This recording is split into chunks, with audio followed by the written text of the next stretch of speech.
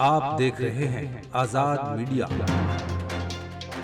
نہیں سکتی تواریخوں میں نام اپنا وہ پیدا کر نہیں سکتی، غلامی کی کمائیں جب تک آپ پہنے رہو گے تو تمہاری شب میں آزادی اجالا کر نہیں سکتی۔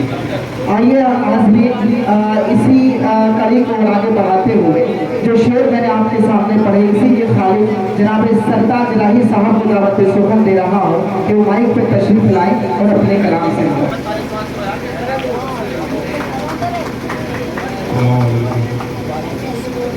دوستو بغیر کسی تمید کے جی عطا کیجیے۔ شکیل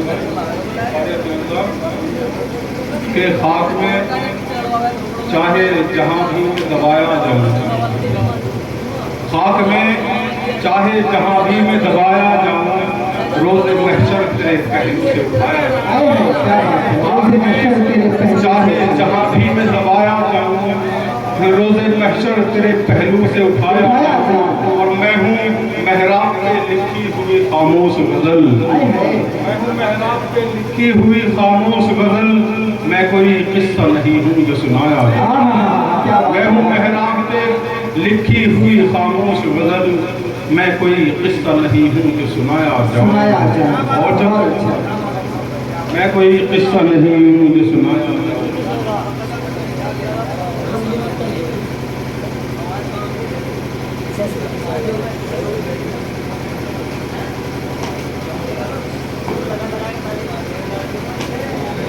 اور شکل بھائی جی عطا کیجیے۔ کہ کون کہتا ہے کہ ملبے کو عمارت لکھیے، کون کہتا ہے کہ ملبے کو عمارت لکھیے، ہم تو کہتے ہیں صداقت کو صداقت لکھیے، کون کہتا ہے کہ ملبے کو عمارت لکھیے، ہم تو کہتے ہیں صداقت کو صداقت لکھیے، اور دھوپ میں دیکھا نہیں جاتا ہے بچہ ہم سے۔ اچھا پڑھ رہے بھائی صاحب، بہت اچھا۔ دھوپ میں دیکھا نہیں جاتا ہے بچہ ہم سے، دیکھا نہیں جاتا ہے بچہ ہم سے، ہم درختوں کے مقدر میں ہجرت لکھیے۔